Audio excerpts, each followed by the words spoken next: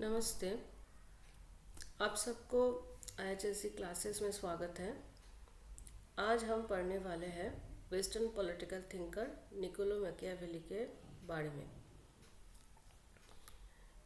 इनके बारे में हम बचपन से सुनते आए हैं, चाहे वो पॉलिटिकल साइंटिस्ट हो या ना हो।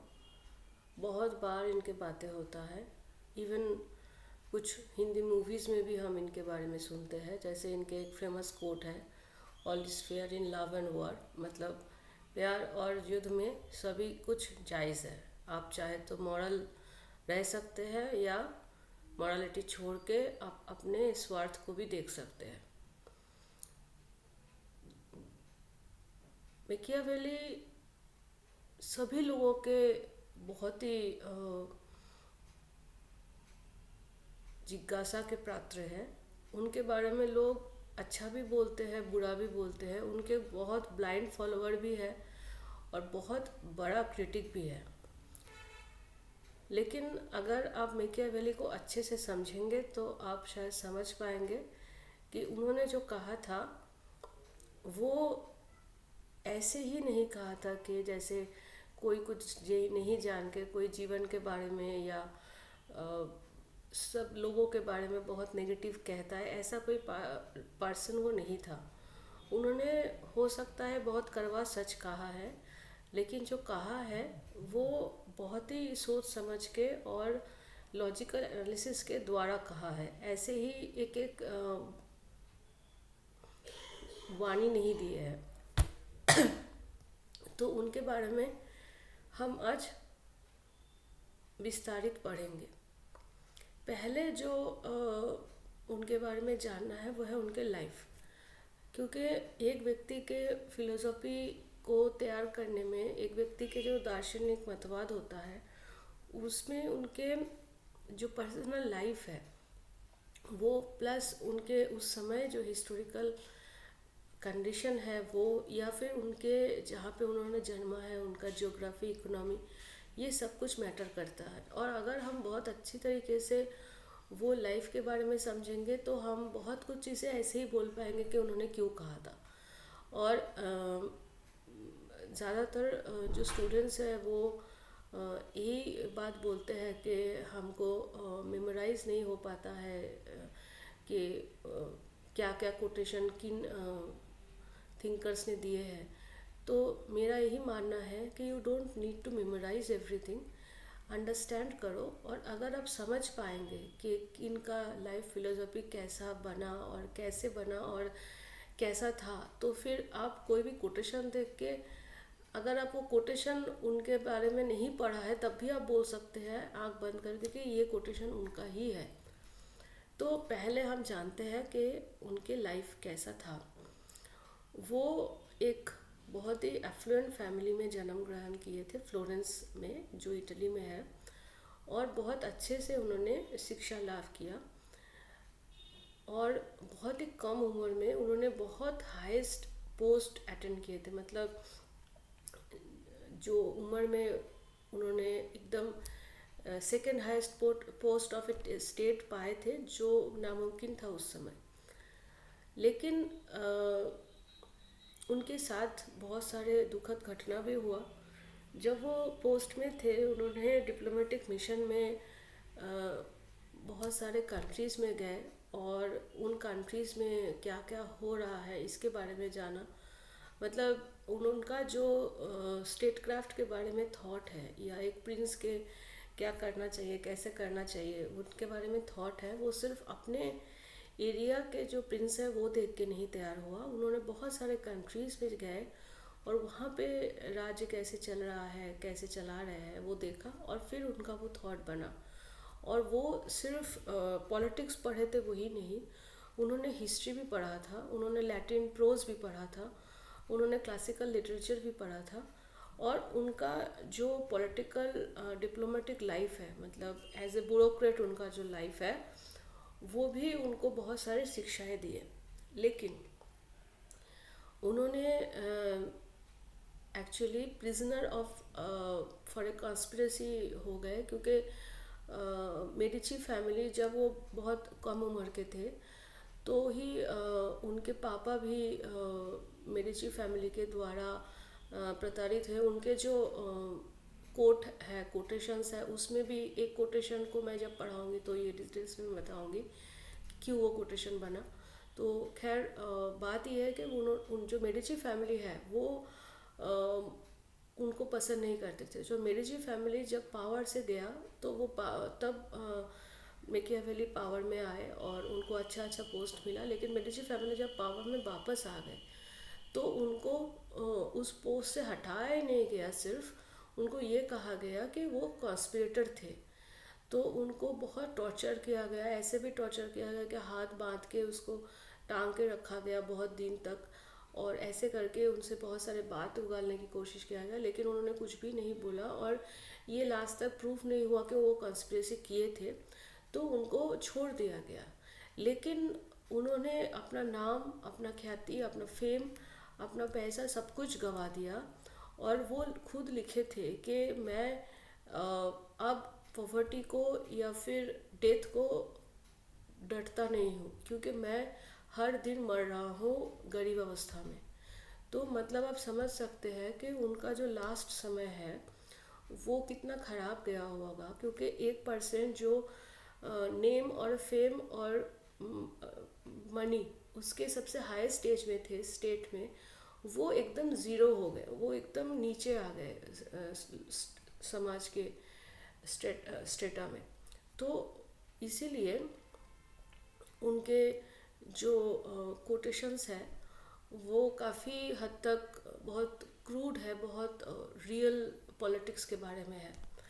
और मज़ेदार बात यह है कि उन्होंने जो किताब लिखा, जो सबसे फेमस किताब है प्रिंस, वो मेडिची फैमिली के ही एक पात्र को उत्सर्ग किया था, क्योंकि उनको लगा था कि ऐसे करके वो फिर से मेडिची फैमिली के अच्छी नज़र में आ जाएंगे। लेकिन अल्टीमेटली ऐसा नहीं हुआ और वो बहुत ही गरीब होते हुए ही मर गए। तो अब आते हैं उनके राइटिंग के बारे में। जैसा मैंने कहा था कि उन्होंने सिर्फ बहुत ही कड़वा सच ही नहीं कहा है, उन्होंने बहुत लॉजिकली, उनका बहुत सारी किताब में लॉजिकली बहुत सारी चीज़ें के बारे में कहा है। तो 4 किताब टोटल है जो हम पढ़ते हैं, जिसमें एक है आर्ट ऑफ वॉर, दूसरा है हिस्ट्री ऑफ फ्लोरेंस जो बहुत ज़्यादा फेमस नहीं है।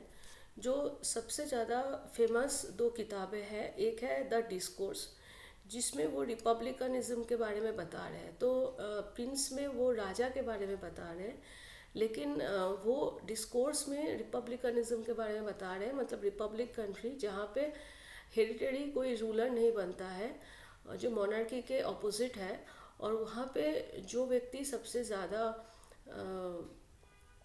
काबिल है वही राजा बनता है। तो रिपब्लिक के बारे में वो डिस्कोर्स में बताता है। लेकिन उनका जो सबसे फेमस किताब है वो है द प्रिंस, और ये प्रिंस में वो स्टेट क्राफ्ट या आर्ट ऑफ पॉलिटिक्स के बारे में बताते हैं। और उनको इसके लिए चाणक्य से बहुत ज़्यादा कंपेयर किया जाता है, क्योंकि हमारे इंडिया में अर्थशास्त्र जब लिखा गया था उनके बहुत साल पहले लिखा गया था, लेकिन चाणक्य भी यही बात कहता है कि एक आदर्श राजा क्या क्या गुण के अधिकारी होगा और कैसा होगा। और यही चीज़ प्रिंस में कहा जाता है कि एक राजा कैसे रूल करेगा। अब हम आते हैं प्रिंस में। प्रिंस का ये जो आप देख पा रहे हैं, ये इसके टेबल ऑफ कंटेंट है। जैसे ये है, फिर इसके बाद यहाँ पे आप आ सकते हैं, ठीक है। तो these are the table of content, आप देख सकते हैं। बहुत ज़्यादा बड़ा किताब ये है नहीं, ये छोटा ही किताब है, और कोई चाहे तो बहुत अच्छे से पढ़ सकता है इसको। और आप अगर देखेंगे तो इसमें जो चैप्टर्स है उसमें बहुत सारे जो उनके जो लॉजिक है वो समझ में आ रहा है टाइटल पढ़ के ही। तो मेनली हम यही देख पाते हैं कि द प्रिंस में वो प्रिंसिपलिटीज़ के जो किंग है उसके बारे में बताते हैं, मतलब रिपब्लिकन सरकार के बारे में वो नहीं बताते हैं। जो प्रिंसिपलिटीज़ है, जो किंगडम है, उनके बारे में बताते हैं। लेकिन प्रिंसिपलिटीज़ के भी दो तरह का प्रिंसिपलिटीज़ उन्होंने बताया है। एक हेरिटरी है जहाँ पे हेरिटरी रूलर बनते हैं, उनके प्रिंस के बारे में उन्होंने नहीं कहा कुछ। उन्होंने ऐसे प्रिंस को सलाह दिया जो प्रिंस अपने बलबूते पे, अपने काबिलियत पे या चतुरता पे पावर में आए हैं। तो उनके पूरा जो किताब है द प्रिंस, उसमें उन्होंने वही कहा है कि एक आदर्श राजा कैसे होना चाहिए। मतलब आप ये समझ सकते हैं कि जैसे हम लोग पॉलिटिक्स के बारे में बोलते हैं कि politics is actually about statecraft, about the state. लेकिन यहाँ पे prince about the statecraft नहीं था। This is actually study of the art of government, मतलब आपको गवर्नमेंट कैसे चलाना है, that is what he tried to से।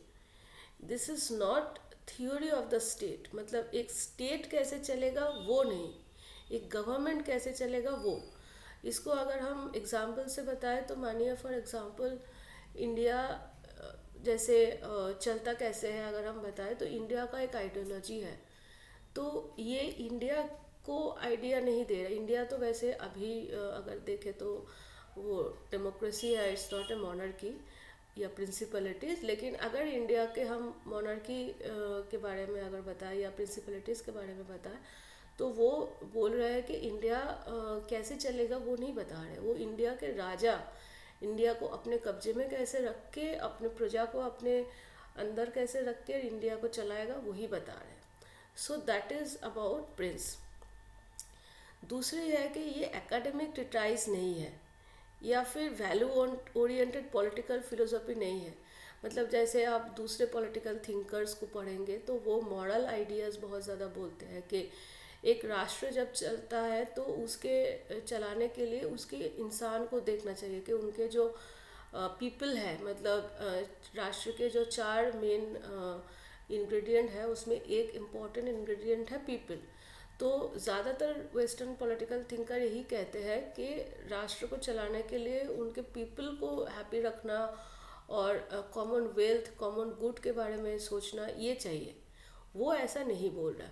वो बोल रहा है कि how you can retain your state, मतलब as a prince your aim should not be to make your people happy, but how to retain your state, that should be the foremost thing, that is the real polity।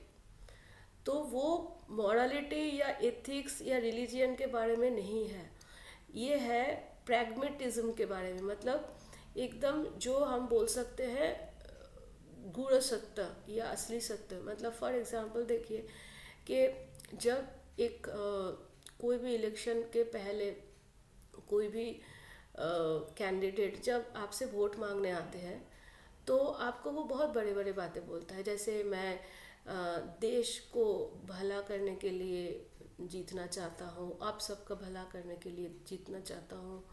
लेकिन ultimately वो अपने का भला करने के लिए जीतना चाहता है। सो ही इज़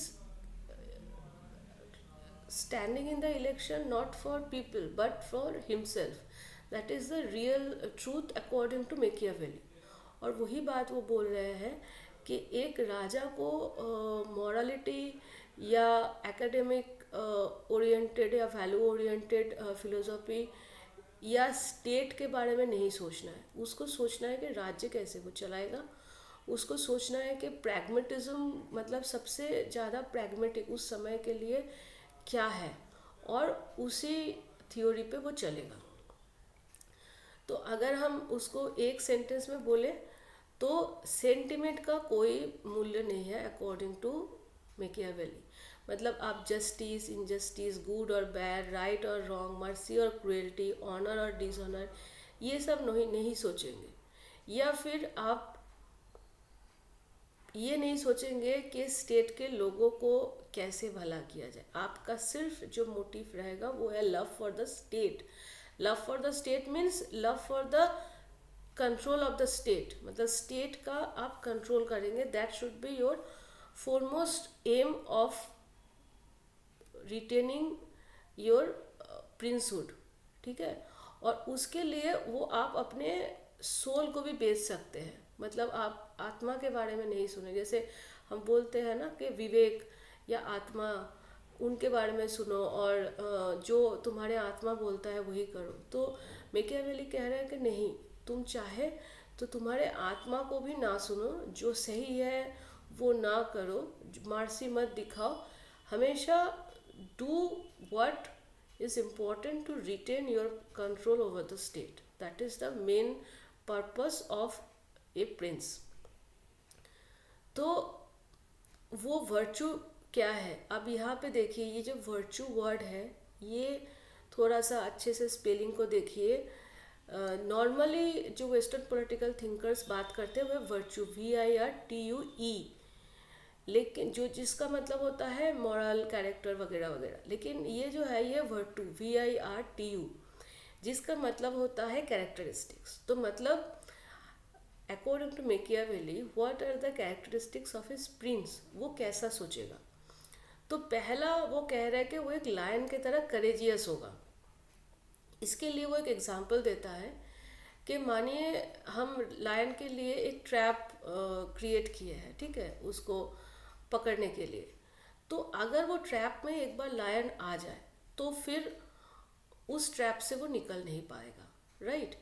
तो उसको हमेशा क्या करना पड़ेगा, जब वो चलेगा या कोई भी कदम उठाएगा या कोई भी काम करेगा, उसको ट्रैप को उसको रिकॉग्नाइज करना है। मतलब वो ट्रैप में आने से पहले ही वो सोच लेगा कि ये हमारे लिए ट्रैप है, और उस ट्रैप से वो दूर रहेगा, क्योंकि एक बार अगर वो ट्रैप में आ जाए फिर वो ट्रैप से निकल नहीं पाएगा, ठीक है। जैसे एक कोई राजा का अगर राजत्व चला जाए हाथ से, तो फिर वो राजत्व रिगेन नहीं कर सकता। So that is the main purpose of prince, that he should be lion who can recognise the trap. Lion के माफी को करेजियस होगा। दूसरा क्या, दूसरा है फॉक्स के तरह वो क्लेवर होगा। वो ये नहीं बोल रहा है कि आप वाइज बनो बहुत ज़्यादा, जैसे प्लेटो बोलता है philosopher king, knowledge is the best thing, best virtue of any king. वो ऐसा नहीं बोलता, वो बोलता है कि तुम्हें क्लेवर बनना पड़ेगा, चालाक बनना पड़ेगा। क्यों, इसके लिए भी एक वो स्टोरी बोलता है कि जैसे उल्स से हमेशा फॉक्स डरना चाहिए। क्यों, क्योंकि उल्स अगर अटैक करेगा फॉक्स को, तो fox according to the power या स्ट्रेंथ फॉक्स कभी जीत नहीं सकता, राइट।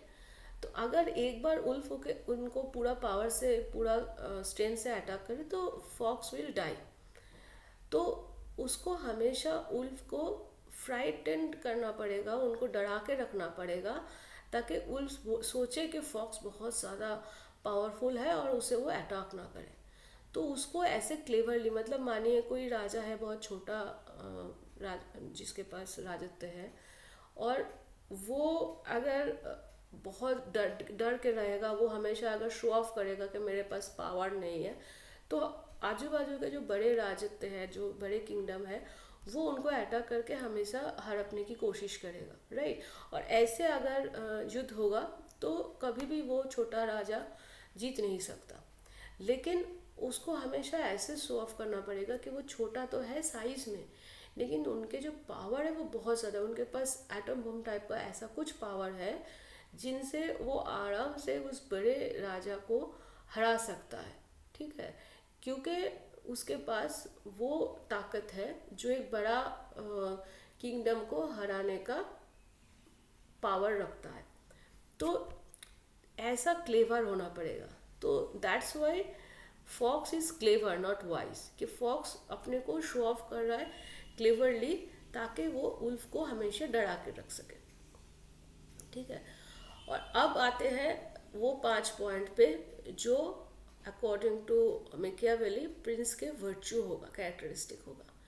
पहला क्या है, पहला है act hypocrite to disguise his real motive and inclination and be cool and calculative opportunist, ठीक है। इसका मतलब क्या है, मानिए जो मैंने कहा कि जब कोई इलेक्शन में भी खड़ा होता है और वोट मांगने आता है, तो हमेशा वो डिस्गाइज, मतलब वो छुपाता है कि उसका रियल मोटिव क्या है। वो नहीं कहता है कि हम ये जगह इसलिए इलेक्शन में जीतना चाहते हैं ताकि हम इस जगह पे कंट्रोल कर सके, इस जगह पे पैसा कमा सके वगैरह वगैरह। वो यही कहता है कि हम आपको सुख देंगे, हैप्पीनेस देंगे, मनी देंगे, बड़े बड़े स्कीम्स लाएंगे ताकि आपको अच्छा सा पैसा मिले या फिर आपको बहुत सारी सुविधाएं मिले सरकार से, ऐसा।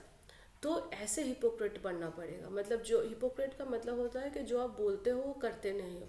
तो ऐसा आपको बनना पड़ेगा कि आपको रियल मोटिव को डिस्गाइज करना पड़ेगा और ऐसा दिखाना पड़ेगा कि आप बहुत ही मतलब लोगों की भलाई चाहते हो और आपको कैलकुलेटिव अपॉर्चुनिस्ट बनना पड़ेगा। मतलब कैलकुलेटिव अपॉर्चुनिटीज़ का मतलब, अपॉर्चुनिटीज़ का मतलब होता है कि आपका पास में जो भी अपॉर्चुनिटी आ रहा है आप उसको ले रहे हो।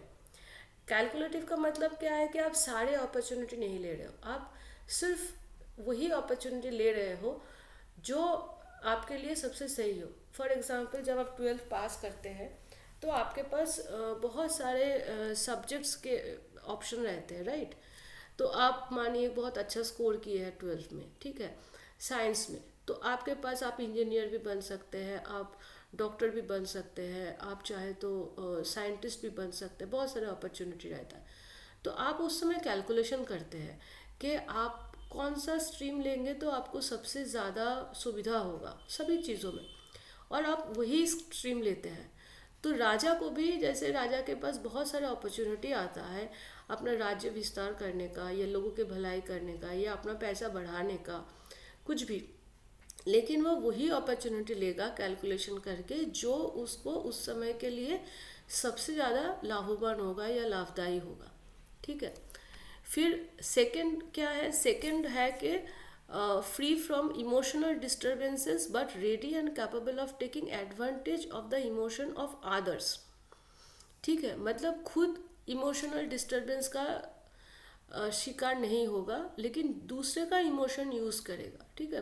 फॉर एग्जांपल मानिए अगर उस समय का आप यूरोप का हालत देखें तो यूरोप में एक राजा के बेटी के साथ दूसरे राजा के बेटा का प्यार या फिर नौकर के साथ रानियों का कोई संबंध, ऐसे बहुत सारी चीज़ें होता रहता था। तो राजा जो अच्छा होगा अकॉर्डिंग टू मैकियावेली वो ऐसे इमोशनल डिस्टरबेंस के शिकार नहीं होगा, लेकिन दूसरे राजा का अगर ऐसे सॉफ्ट कॉर्नर वगैरह है वो उसका ज़रूर इस्तेमाल करेगा, ठीक है। और वो बोला है कि अपोज एविल बाय एविल, ये भी बहुत इम्पोर्टेंट है। जैसे गांधी जी ने कहा था कि अगर आपके साथ कोई बुरा करता है तो आप बुरा मत करिए, उसके साथ अच्छाई करिए और एक दिन अच्छाई का जीत होगा, और बुराई से हमेशा अच्छाई का जो पावर है वो ज़्यादा होता है। या फिर एक चीज़ हम लोग कहावत में बोलते हैं कि कुत्ता अगर आपको काटे तो आप कुत्ता को काट नहीं सकते, आपको उससे प्यार करना पड़ेगा, एक दिन वो काटना भूल जाएगा और फिर आपको भी प्यार करेगा। तो मैकियावेली ऐसा नहीं कह रहा, मैकियावेली कह रहा है कि अगर कोई तुम्हारे साथ खराब कर रहा है तुम भी उसके साथ खराब करो। मतलब अगर तुम्हारा वो कोई हाथ काट रहा है तुम भी उसका हाथ काट दो। सो अपोज एविल बाय एविल, अगर वो तुम्हारे बारे में बुराई कर रहा है तो तुम भी उसका बुराई करो, अगर वो तुम्हारा राज्य को हड़पना चाहते हैं तुम भी उसको अटैक करो। ऐसे should be prepare to sin boldly. मतलब कभी कभी ऐसा भी होता है ना कि हम लोग जैसे कोई ख़राब काम करते हैं, करके बहुत डर जाते हैं कि हमें भगवान अब अभी पाप देगा, या फिर हमको मानिए कोई प्रॉब्लम होता है, मेंटल बहुत सारे प्रॉब्लम होता है, चोर जैसे वो सोचता है कि हमें प्रायश्चित करना चाहिए वगैरह वगैरह। लेकिन वो कह रहा है कि ऐसा मत करो प्रिंस, अगर कोई सीन कर रहा है, कोई पाप कर रहा है तो बोल्डली करो कि हाँ हमने सही किया है, ऐसे सोच के करो। अगर तुम ये सोच के करोगे कि हाँ मैंने बहुत ख़राब काम कर लिया तो फिर तुम्हारा आगे जाके तुमको राज्य चलाना मुश्किल हो जाएगा। तो इसीलिए जब भी कोई पाप कर रहे हो तो ये सोचो कि तुम सही कर रहे हो। जैसे गीता में भी अर्जुन को कृष्ण ने ही कहा था, जब अर्जुन बोला था कि सामने जो हमारे समक्ष खड़े हैं, हमारे दूसरे ऑपोजिशन में, वो हमारे खुद के रिलेटिव हैं, हम उनको कैसे मारेंगे, because that is a kind of sin. तो कृष्ण ने यही कहा था कि ये मत सोचो कि तुम किन को मार रहे हो, ये सोचो कि तुम यहाँ पे हो इसी काम के लिए आए हो। सो राजा को भी अपने राजत्व बचाने के लिए जो सबसे ज़्यादा इम्पोर्टेंट काम है वही करना है, उसके लिए ये नहीं सोचना है कि हम पाप कर रहे हैं या कुछ कर रहे हैं। तीसरा क्या है, तीसरा है in public affairs show severity rather than mildness, aim to be feared than loved. मतलब आप प्रजा के सामने ये मत शो करो कि आप बहुत नरम किस्म के हो, आप सोच शो करो कि आप बहुत भयंकर हो। क्योंकि उनका एक थ्योरी था, उन्होंने ये कहा था कि मानिए कोई लड़की को आप प्यार करते हैं, अगर उस लड़की को आप गुलाब वगैरह दे रहे हैं तो हो सकता है कि वो गुलाब को ठुकरा दे, वो गुलाब को ना ले। लेकिन अगर वो लड़की को आप ज़बरदस्ती मना रहे हैं, मतलब आप बोल रहे हैं कि मेरे पास बहुत ताकत है, अगर तुम मेरा बात नहीं सुनोगे तो मैं तुम्हारे पापा को काट डालूंगा, भैया को मार डालूंगा और तुमको भी हाथ पैर बांध के ले जाऊंगा, तो वो लड़की डर के मारे आपका साथ देगा। मतलब वो आपको प्यार शो ऑफ तो करेगा कि आपको प्यार करता है। तो वो वही बोल रहा है कि डर हमेशा लव से इम्पोर्टेंट होता है या ऊपर रहता है। मतलब लव करके कोई आपका उतना बात नहीं सुनेगा जितना ना फियर करके सुनेगा, डर के सुनेगा। तो इसीलिए लोगों को प्यार मत करो, लोगों को डराओ डराओ, तो फिर लोग तुम्हारी बात सुनने के लिए एकदम राजी हो जाएगा। उसके बाद चौथा क्या है, चौथा है कि अपने जो प्रजा है उनके प्रॉपर्टी और वीमेन को कभी हड़पना मत। मतलब प्रजा का अगर प्रॉपर्टी को और वीमेन को अगर हड़प लिए तो फिर प्रजा तुम्हारा इतना खिलाफ हो जाएगा, फिर तुम्हारा राज्य चलाना तुम्हारे लिए मुश्किल हो जाएगा। क्योंकि तुम कभी भी सिर्फ पावर से राज्य नहीं चला सकते हो, you have to get confidence और सपोर्ट फ्रॉम योर प्रजा। तो इसके लिए प्रॉपर्टी और वीमेन को कभी हड़पना मत। और दूसरी बात ये कहा था कि अगर तुम्हारा कोई कॉन्स्पिरेटर है तो उसको एग्जीक्यूट कर दो, लेकिन कभी उसके प्रॉपर्टी को हड़पना मत। ये दोनों जो स्टेटमेंट है ये एक्चुअली उनके पर्सनल जो स्टोरी है उनसे उनके साथ जुड़ा हुआ है। जैसा मैंने आपको शुरुआत में कहा था कि पहले जब मिकियावेली जन्म लिया था तो उनके पापा बहुत ही अच्छा प्रॉपर्टी वाले थे, बहुत ही रिच थे और बैंक से बहुत सारे लोन लिए थे। तो वो जो बैंकर फैमिली था वो था मेडिची फैमिली, जो बाद में जाके फ्लोरेंस का राजा भी हुए थे। तो मेडिची फैमिली ने क्या किया था, मिकियावेली के पापा का सारा प्रॉपर्टी हड़प लिया था, क्योंकि मेडिची फैमिली ने ये देखा कि उसके पापा पैसा वापस नहीं कर पाए। और इसके वजह से क्या हुआ कि मेडिची फैमिली के विरुद्ध जो कॉन्स्पिरेसी वगैरह हुआ था उसमें हमेशा ये सोचा जा रहा था कि मिकियावेली का हाथ है, क्योंकि कभी मिकियावेली मेडिची फैमिली को ये मेडिची फैमिली को लगता था कि कभी उनको माफ़ नहीं किया था। और ये चीज़ मिकियावेली को भी लगा कि अगर तुम किसी भी कॉन्स्पिरेटर को, मतलब जो तुमको नापसंद करता है, उसको अगर तुम जिंदा रखते हो और उसका प्रॉपर्टी ले लेते हो तो वो तुमको बहुत तेज़ बार कर सकता है।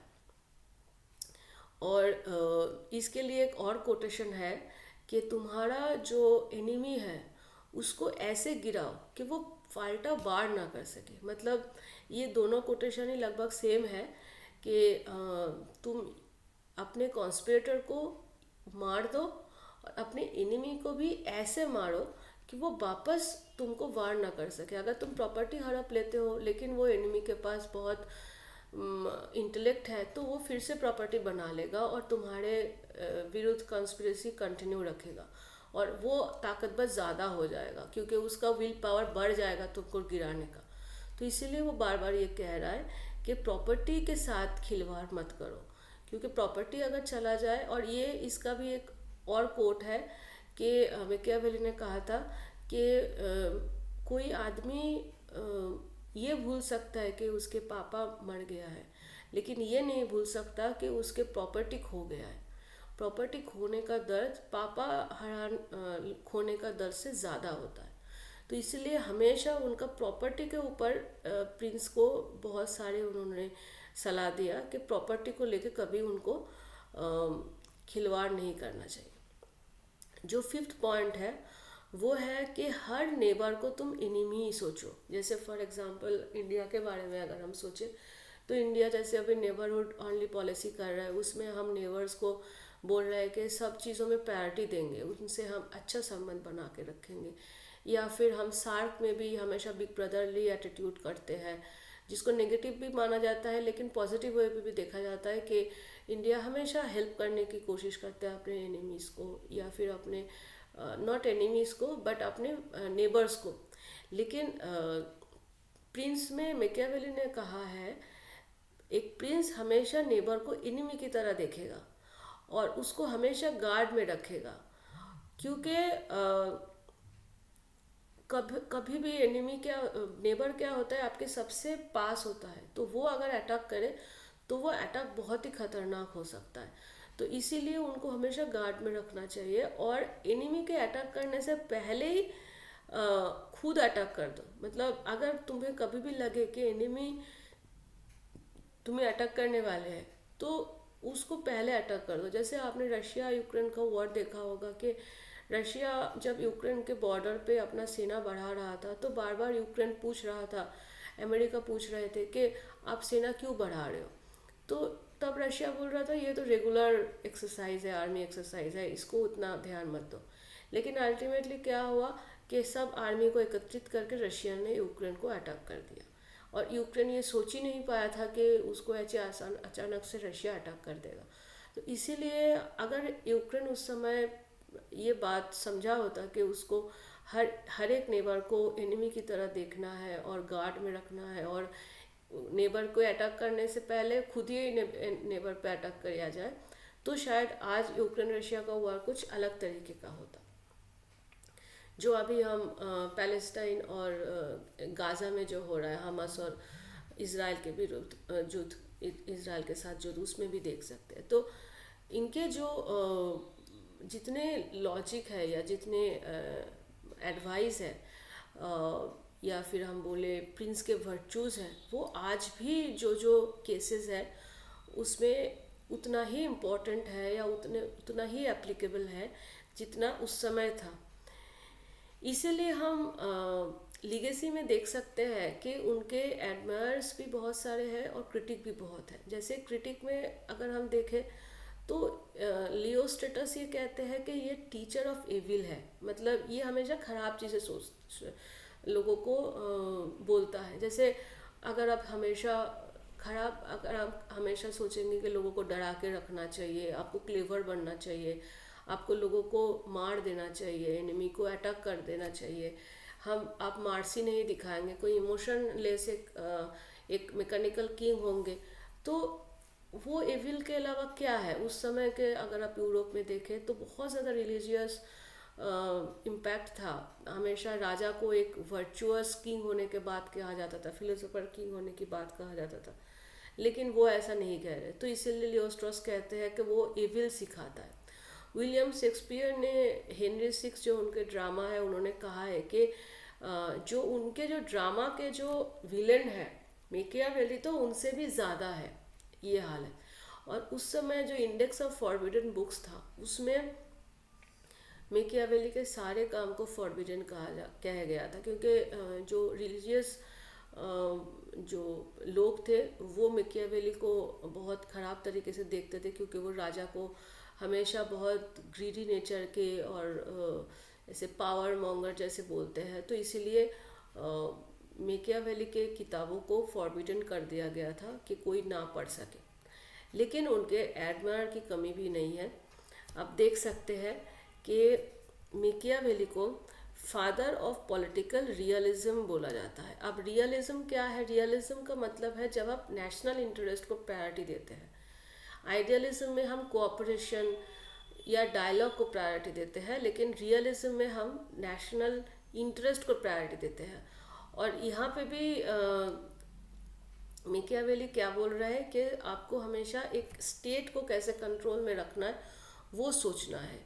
तो इस इनको इसीलिए पॉलिटिकल रियलिज्म के फादर बोला जाता है, जहाँ पे उन्होंने रियल वर्ल्ड ऑफ पॉलिटिक्स, जो हिपोक्रेट नहीं है, जो असलियत में एक राजा सोचता है, मतलब अगर उस समय जो फ्लोरेंस में हो रहा था या पूरे यूरोप में हो रहा था अगर देखें, तो ऐसा कौन सा राजा था जो सचमुच जनगण के अच्छाई के लिए काम कर रहा था, क्योंकि पूरे जो जनता थे वहाँ पे बहुत ज़्यादा पॉपुलेशन ग्रोथ हो रहा था, बहुत ज़्यादा हंगर था, लोग खा नहीं पा रहे थे, भूख के मारे मर रहे थे, और जो गरीब है और गरीब बने जा रहे थे, जो रिच है और ज़्यादा रिच बने जा रहे थे, और बहुत ज़्यादा प्रॉब्लम, क्योस, मतलब law and order, everything was chaotic.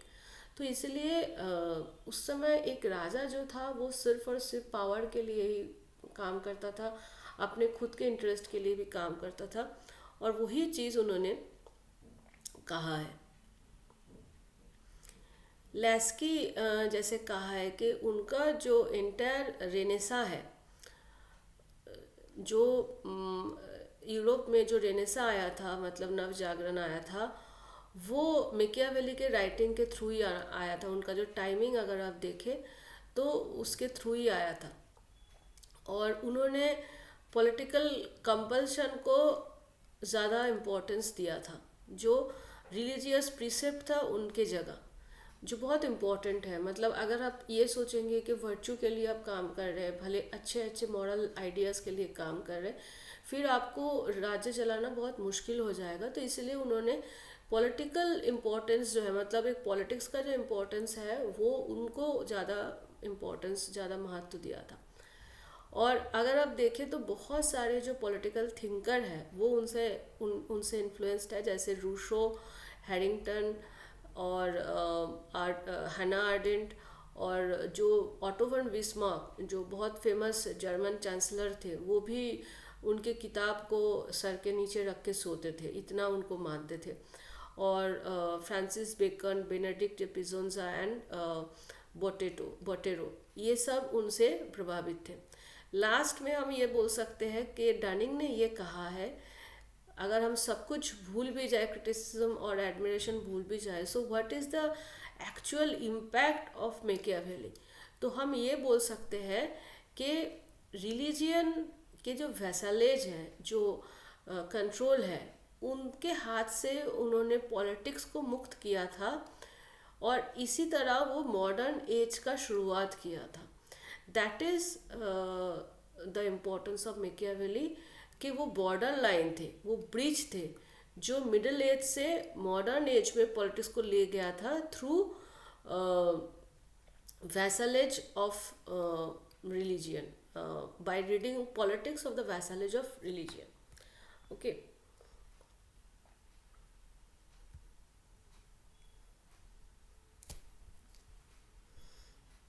अब इतना जो वो कर रहे हैं, इतना जो वो बोले थे, लास्ट में हम थोड़ा सा प्रीमाइसेस ऑफ आइडिया बताना चाहेंगे। अ, मैंने उनका लाइफ से आप लोगों को बताना शुरू किया था कि उनके लाइफ कैसा था।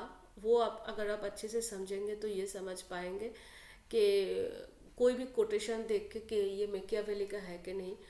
और एक तरीका है मैकियावेली का कोटेशन आइडेंटिफाई करने का, क्योंकि मैकियावेली के बहुत सारे कोटेशन है, 200-300 कोटेशन है जो एग्ज़ाम में आते हैं, और इन सबको याद रखना नामुमकिन सा है। तो इसीलिए आप थोड़ा सा ये समझ लीजिए कि उनके प्रीमाइसेस ऑफ आइडिया क्या है, कि उनके जो आइडिया का जब जन्म हो रहा था उनके माइंड में, तो क्या क्या उनके हाइपोथेसिस थे, क्या क्या उनके प्रीमाइसेस थे, या बोले तो क्या क्या उनके थॉट प्रोसेस थे। ठीक है, तो फिर हम समझ पाएंगे कि कोई भी कोटेशन देख के कि ये मैकियावेली का है कि नहीं। तो पहला जो प्रीमाइसिस है वो है state is the highest form of human association. ये बातें बहुत कॉमन है, ये तो एरिस्टोटल भी बोलते हैं, बहुत लोग बोलते हैं, तो ये कोई नया चीज़ नहीं है जो वो बोल रहे हैं। ठीक है, दूसरा ये कह रहे हैं कि necessary for protection, welfare and protection of humanity, मतलब state is important for protection, welfare and protection of humanity. ये सेंटेंस इम्पॉर्टेंट इसलिए है क्योंकि आमतौर पे हम यही समझते हैं कि मैकियावेली बहुत क्रूड नेचर ऑफ प्रिंस बताया है, जो स्टेट के लिए काम नहीं करेगा, स्टेट के लोगों के लिए काम नहीं करेगा, बल्कि अपने आप के लिए काम करेगा। लेकिन अगर हम ये वाला प्रिमाइस देखें तो ये समझ पाएंगे कि ऐसी बात नहीं है। वो ये समझते थे कि स्टेट को प्रोटेक्ट करना, स्टेट के वेलफेयर करना और protection of humanity is important. और ये भी वो समझते थे कि जो मैंने कहा कि रियलिज्म का मेन मकसद ये है कि वो नेशनल इंटरेस्ट को ज़्यादा मान्यता देते हैं देन पॉपुलर इंटरेस्ट। मतलब लोगों को इंटरेस्ट की जगह वो स्टेट के इंटरेस्ट को ज़्यादा महत्व देगा। तो ये चीज़ आप यहाँ पे भी देख सकते हैं कि वो बोल रहे हैं कि इंडिविजुअल इंटरेस्ट से ज़्यादा ऊपर है स्टेट का इंटरेस्ट। ठीक है, तो ये बहुत इम्पोर्टेंट है। रियलिज्म का जो जन्म हुआ था वो इसी सोच से हुआ था कि इंडिविजुअल इंटरेस्ट से स्टेट का इंटरेस्ट ज़्यादा महत्वपूर्ण है। क्योंकि पहले जितने पॉलिटिकल थिंकर्स थे वो उल्टा बोल रहे थे, वो बोल रहे थे कि लोग इम्पोर्टेंट है, स्टेट इज़ नॉट इम्पोर्टेंट। आप स्टेट का कुर्बानी भी दे सकते हो लोगों के लिए, लेकिन वो पहली बार बोलना शुरू किया कि नहीं, individual are not important but state is important, state रहना चाहिए सही से। दूसरा जो है, जो अगेन रियलिज्म का एक मेन कैरेक्टरिस्टिक है, वो ये है यूनिवर्सल इगोइज्म। उसमें ये क्या बोल रहा है कि सारे जो पॉलिटिकल मोटिवेशन है उसके मेन जो इंग्रेडिएंट है वो है मटेरियल और सेल्फ इंटरेस्ट। मतलब लोगों का जो प्रॉपर्टी के प्रति चाहत है या खुद के प्रति चाहत है, खुद का फेम, खुद का पावर, खुद का कंट्रोल ऑन एवरीवन, वही मेन फैक्टर है, मेन पॉलिटिकल मोटिवेशन है। मतलब अगर आप बोले, जैसे मैं बार बार एक ही एग्जांपल दे रहा हूँ कि एक जब इलेक्शन के पहले एक कोई कैंडिडेट आपसे वोट मांगने आता है तो उसका main motivation, main political motivation क्या होता है? अगर हम मैकियावेली के हिसाब से देखें तो वो होता है मटेरियल सेल्फ इंटरेस्ट। ठीक है, वो ये नहीं होता है कि वो देश का भला करेगा, इंडिविजुअल भला करेगा या सोशल इंटरेस्ट पे काम करेगा। वो सिर्फ और सिर्फ अपना मटेरियलिस्टिक सेल्फ इंटरेस्ट देखता है ताकि अपना प्रॉपर्टी बढ़े, अपना पावर बढ़े, अपना कंट्रोल बढ़े और अपना नाम हो। That is called universal egoism according to Machiavelli. और तीसरा प्रीमाइस जो सबसे इम्पॉर्टेंट है वो है the art of statecraft. जैसे मैं बार बार बोल रही हूँ कि प्रिंस को वो सिखा रहे हैं कि कैसे अपना स्टेट को चलाना है। तो what is the main motive of prince? That is to teach prince the art of statecraft. ठीक है, और क्या क्या है आर्ट ऑफ स्टेट क्राफ्ट? पहला है cold calculation of elements of self interest in any given situation. मतलब कोई भी सिचुएशन में सेल्फ इंटरेस्ट को सबसे ज़्यादा अहमियत कौन से मूव दे रहा है। ठीक है, जैसे फॉर एग्जांपल आप जब कोई भी काम करने जाते हैं तो जैसे आपने सुबह नींद से जागा तो जाग के आपने सोचा आपके पास अभी 24 घंटा है। ठीक है, आप क्या करेंगे इस 24 घंटे में? तो आपके अकॉर्डिंग टू प्रायोरिटी आप वो काम करेंगे, राइट? तो उस समय आपको कैलकुलेट करना है कि आपको कौन सा काम करना है। वैसे अभी तो हम लोग रूटीन लाइफ में जीते हैं, उतना ज़्यादा कैलकुलेशन की ज़रूरत नहीं होता है, जानते हैं क्या करना है। अगर आप ऑफिस गए हैं तो ऑफिस जाएंगे। लेकिन जब एक राजा, आप सोचिए आप एक राजा है और आप नींद से जाग रहे हैं तो आपके पास बहुत सारे ऑप्शंस है करने का। तो उस समय आपको कैलकुलेट करना है कि कौन से काम करने से आपका सेल्फ इंटरेस्ट सबसे ज़्यादा पूरा होगा और वही काम आपको करना है। दूसरा है the intelligent use of practical means to meet the conflicting interest. ठीक है, तो इसका मतलब कि बहुत सारे, जैसे मैंने कहा कि जब आप एक राजा है और आप नींद से जाग रहे हैं तो आपके पास बहुत सारे इंटरेस्ट है। ठीक है, आप ये भी काम कर सकते हैं। जैसे आप मानिए सिर्फ जैसे बहुत सारे हमारे राजा थे पुराने दिन के जो नींद से जाग के गाना गाते थे या बैठे रहते थे ऐसे ही कोई काम ना करके, खाना खाते थे और एंजॉय करते थे लाइफ। या कोई कोई राजा ऐसा भी था जो शिकार करने जाते थे, कोई राजा ऐसा था जो प्रजा के बारे में सुनते थे। तो बहुत सारे ऐसे कॉन्फ्लिक्टिंग इंटरेस्ट है। तो आपको प्रैक्टिकल मीन्स लेना है कि सबसे इंटेलिजेंट यूज़ आपको करना है प्रैक्टिकल मीन्स का कि आप कॉन्फ्लिक्टिंग इंटरेस्ट को कैसे मीट कर पाए। So that should be the main motive of a prince.